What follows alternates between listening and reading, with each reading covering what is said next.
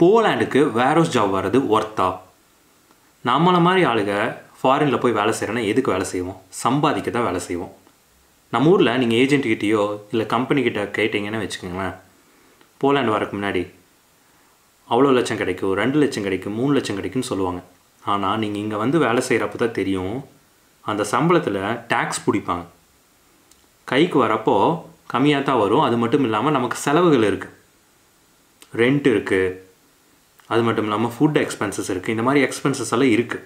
இதெல்லாம் போய் கைக்கு வரப்போ தான் நம்மளோட ஒரிஜினல் சேலரியே இருக்குது. அதைத்தான் நான் இன்றைக்கி தெளிவாக எக்ஸ்பிளைன் பண்ண போகிறேன். நீங்கள் ஒரு வேளை வேர்ஹவுஸ் ஜாபுக்கு போலாண்டுக்கு வந்தீங்கன்னா உங்கள் கைக்கு எவ்வளோ வரும், நம்ம ஃபேமிலிக்கு எவ்வளோ தான் சென்ட் பண்ண முடியும், அதுக்காக தான் நம்ம இங்கே வரோம். கஷ்டப்பட்டு சம்பாதிச்சு நம்ம ஃபேமிலிக்கு சென்ட் பண்ணுறதுக்கு தான் வரோம். எவ்வளோ தான் நம்ம ஃபேமிலிக்கு சென்ட் பண்ண முடியும், அதை தான் பார்க்க போகிறோம். இந்த வீடியோ பார்த்திங்கன்னா நம்ம லாஸ்ட் வீடியோவில் நிறைய பேர் கமெண்ட் பண்ணி இந்த வீடியோ நிறைய பேர் வேர்ஹவுஸ் ஜாப்பை பற்றி போடுங்கன்னு கேட்டிருந்தீங்க. ஃப்ரெண்ட்ஸ், உங்களுக்காக தான் இந்த ஸ்பெஷல் வீடியோ. இந்த வீடியோ இது வரைக்கும் யாரும் மேக் பண்ணதில்லை. ரொம்ப டீட்டெயில்டாக எக்ஸ்பிளைன் பண்ண போகிறேன். இந்த வீடியோ நீங்கள் பார்க்குறப்போ உங்கள் கைக்கு எவ்வளோ சம்பளம் கிடைக்கும், இந்த சம்பளம் ஒர்த்தாக இருக்குமா அப்படிங்கிறத தெரிஞ்சுக்குவீங்க. அது மட்டும் இல்லாமல் போலாண்டுக்கு வரதா இல்லையான்னு நீங்களும் டிசைட் பண்ணுவீங்க. நீங்கள் ஒருவேளை இந்த வீடியோ பார்த்துட்டு இந்த சம்பளம் ஒர்த்தாக இருக்குன்னா கமெண்ட்டில் சொல்லுங்கள், எனக்கு இந்த சம்பளம் ஒர்த்தாக இருக்குது, நான் போலாண்டு வரப்போகிறேன் அப்படின்னும் கமெண்ட்டில் சொல்லுங்கள். என் பேர் சிவா. நான் யூரோப் ரிலேட்டடான நிறைய யூஸ்ஃபுல்லான ஜாப் ரிலேட்டடான வீடியோஸ் போட்டுட்ருக்கேன். நம்ம சேனலுக்கு சப்ஸ்கிரைப் பண்ணி கண்டினியூஸாக சப்போர்ட் பண்ணுங்கள். வாங்க வீடியோக்குள்ளே போகலாம். ஃப்ரெண்ட்ஸ், நான் இப்போ என்ன பண்ண போகிறேன்னா தெளிவாக உங்களுக்கு ஸ்க்ரீனில் ஒரு டேபிள் போட்டு எக்ஸ்பிளைன் பண்ண போகிறேன். சரி, நீங்கள் ஒரு விஷயத்தை போலாண்டில் புரிஞ்சுக்கணும்.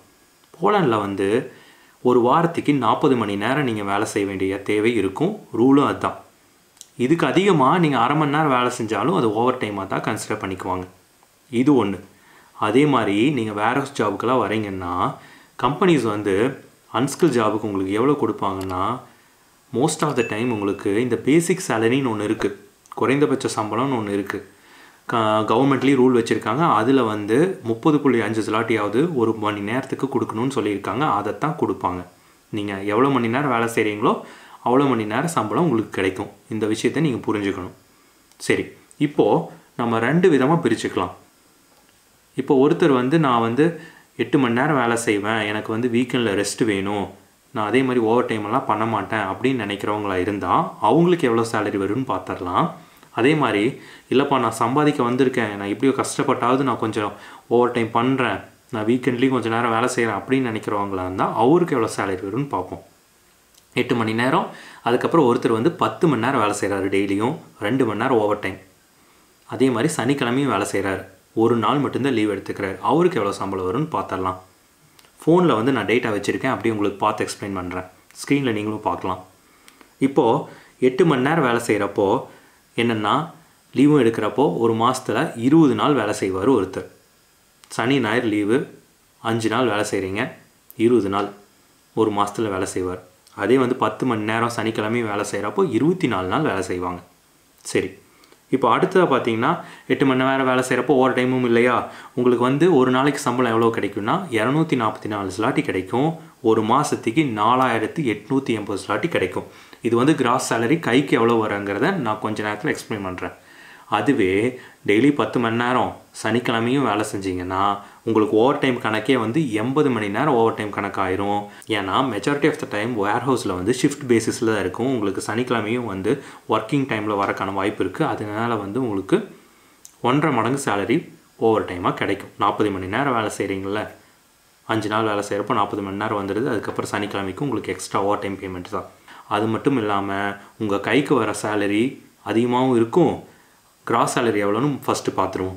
கிராஸ் சேலரி எவ்வளோ இருக்குன்னா 8540 ஸ்லாட்டி உங்களுக்கு கிராஸ் சேலரியே கிடைக்கும். சரியா, சனிக்கிழமை வேலை செஞ்சு டெய்லி ஒரு 2 மணி நேரம் சேர்ந்து வேலை செஞ்சிங்கன்னா போதும், உங்களுக்கு கிராஸ் சேலரி வந்து அதிகமாகுது. சரி, இதெல்லாம் கிராஸ் சேலரி என் கைக்கு எவ்வளோ வரும் அப்படின்னு கேட்டிங்கன்னா இதில் டேக்ஸு, பென்ஷனு, இன்சூரன்ஸு, லொட்டு லொஸ்க்குன்னு பிடிச்சி கைக்கு வரக்குள்ளே 30% எடுத்துருவானுங்க. ஸோ 8 மணி நேரம் வேலை செஞ்சு வீக்கெண்ட்லலாம் லீவ் எடுக்கிறப்ப 4880 ஸ்லாட்டி சொன்னேன்னா இதில் வந்து பார்த்திங்கன்னா இந்த டேக்ஸ் அதர் டிடக்ஷன்ஸ் எல்லாம் போய் கையில் வரப்போ 3656 ஸ்லாட்டி தான் உங்களுக்கு பேங்க் அக்கௌண்ட்டில் வந்து சேரும். ஆல்மோஸ்ட் வந்து 80,000 ரூபா வரும் நம்ம ஊர் கணக்குப்படி பார்க்குறப்போ. இந்த 80,000 நீங்கள் வந்து வாடகை, ஃபுட்டு எல்லாம் பார்க்கணும். ஒரு சில கம்பெனிகளில் அக்காமடேஷன் தராங்க, ஒரு சில கம்பெனிகளில் அக்காமடேஷன் தர மாட்டாங்க. இதை நான் எக்ஸ்பிளைன் பண்ணுறேன் கொஞ்சம் நேரத்தில். அடுத்ததாக ஒருத்தர் ஓவர் டைமெல்லாம் பண்ணுறாரு. அவருக்கு எவ்வளோ வரும்? சனிக்கிழமை வேலை செய்கிறாருன்னு சொன்னால அவருக்கு எவ்வளோ வரும்னா 8540 ஸ்லாட்டி கிராஸ் வரும். கையில் எவ்வளோ வந்து சேரும்னா 6151 ஸ்லாட்டி வந்து பேங்க் அக்கௌண்ட்டுக்கு வந்து சேரும். ஆல்மோஸ்ட் வந்து 1,35,000. பார்த்துக்கங்க எவ்வளோ வேரியேஷன் வருதுன்னு ஒரு நாளில் வந்து ஓவர் டைம் பண்ணி சனிக்கிழமையும் வேலை செய்கிறப்போ. இதில் அவங்க வந்து ரெண்ட் அண்ட் அதர் செலவெல்லாம் நம்ம போய் கைக்கு வந்து உங்களுக்கு வரும். சரி, இப்போ இதுதான் வந்து பேசிக்காக சம்பளம். ஓவர் டைம் பண்ணாதப்போ 80,000, ஓவர் டைம் பண்ணுறப்போ 1,35,000 வரும். இப்போது நம்ம 2 முக்கியமான விஷயத்த பார்க்கணும். என்னென்னா ரெண்ட்டும் ஃபுட்டும், தங்குறதுக்கான இடம், சாப்பிட்றதுக்கான செலவு. ஒரு சில கம்பெனிகளில் வேர்ஹவுஸில் வந்து தங்குறதுக்கான இடம் கொடுக்குறாங்க, அதே மாதிரி டிஸ்கவுண்டட் ப்ரைஸ்லேயும் கொடுக்குறதுக்கான வாய்ப்பு இருக்குது. இது எல்லாமே நீங்கள் என்ன மாதிரி கம்பெனிக்கு வரீங்கிற பொறுத்து இருக்குது. சரி, கம்பெனியில் வந்து கொடுக்குறப்ப அப்படியே வந்து உங்களுக்கு வந்து சாப்பிட்ற செலவு மட்டும்தான் ஆகும், மித்த செலவு அப்படியே வந்து குறைஞ்சிருது. சாப்பிட்ற செலவு மட்டும் பண்ணிவிட்டு அப்படியே நீங்கள் இந்தியாவுக்கு அனுப்பிச்சிடலாம். இல்லை எனக்கு வந்து கம்பெனியில் இதெல்லாம் தரமாட்டேன்னு சொல்லிட்டாங்கன்னா, இந்த வேர்ஹவுஸ் மாதிரியான கம்பெனிஸ் வந்து மெஜாரிட்டி ஆஃப் த டைம் வந்து நீங்கள் லொக்கேஷன்ஸை புரிஞ்சுக்கணும். அவுட் ஆஃப் த சிட்டியில் தான் இருக்கும், மெயின் சிட்டியில் இருக்காது. அங்கே வாடகை கொஞ்சம் கம்மியாக தான் இருக்கும் நீங்கள் வந்து சிட்டிக்குள்ளே இருக்கிறத விட. சில சின்ன சின்ன சிட்டிஸில் கூட இந்த வேர்ஹவுஸ் எல்லாம் இருக்கும். ஸோ அப்போது 500லேருந்து 700 ஸ்லாட்டிக்குள்ளே வந்து ஒரு ரூம் பிடிச்சிட முடியும். அதாவது வந்து ஒரு 500ங்கிறப்போ ஒரு 11,000லேருந்து 15,000க்குள்ளே ஒரு ரூம் பிடிச்சிடலாம். ஒரு ஸ்லாட்டி வந்து 22 ருபீஸ்னு கணக்கு வச்சு தான் நான் உங்களுக்கு சொல்லியிருக்கேன். நீங்கள் ஒரு ரூம் ஷேர் பண்ணிக்கிற மாதிரி இருக்கும், மித்ததெல்லாம் வந்து காமனாக இருக்கும். அதாவது வந்து ரெஸ்ட் ரூமோ, குக்கிங் ஏரியா, கிச்சனெல்லாம் வந்து ஷேர் பண்ணிக்கிற மாதிரி இருக்கும் 2-3 பேர்த்து கூட. ஸோ இப்படி தான் இருக்கும். ஸோ கம்ஃபர்டபுளாக இருக்கும், நீங்கள் வந்து தேடி பிடிச்சிக்கலாம் நல்ல ரூம்ஸாக. அதே மாதிரி ஃபுட் இருக்குது. இந்த ஃபுட்டோட எக்ஸ்பென்ஸ் வந்து பார்த்திங்கன்னா நம்மளோட தனிப்பட்ட ஒவ்வொருத்தரோட ஈட்டிங் ஹேபிட்ஸை பொறுத்து மாறும். ஸோ ஆவரேஜாக ஃபுட்டும் பார்த்திங்கன்னா இதே ரேஞ்சில் முடிச்சிடலாம். அதாவது வந்து 500லேருந்து 700 ஸ்லாட்டிக்குள்ளே. ஆவரேஜாக வந்து ஃபுட் அண்ட் ரூம் காஸ்ட்டெல்லாம் போகிறப்போ ஒரு 25,000 போகும். கண்டிப்பாக குறைந்தது 25,000 போயிடும். இதெல்லாம் போய் வர்ற சேலரி தான் உங்கள் கைக்கு வரும். இதை நீங்கள் தாராளமாக இந்தியாவுக்கு அனுப்பலாம். ஸோ இவ்வளோ தான் உங்கள் கையில் மிச்சமாகும். இந்த சம்பளம் உங்களுக்கு ஒர்த்தாக ஃபீல் ஆச்சுன்னா கமெண்ட்லேயும் சொல்லுங்கள். நீங்கள் டிசைட் பண்ணுவீங்களா அப்படிங்கிறதையும் சொல்லுங்கள். இதில் நான் இன்னொரு விஷயம் தெளிவாக சொல்லணும்னு நினைக்கிறேன். ஒரு சிலர் ஏஜென்ட்டுக்கே 5-6 லட்சம் செலவு பண்ணி வரீங்க. இங்கே இந்த சம்பளத்தை வச்சு நீங்கள் ஏஜென்ட்டுக்கு கொடுத்த காசையும் எடுக்கணும், அதையும் ஞாபகம் வச்சுக்கங்க.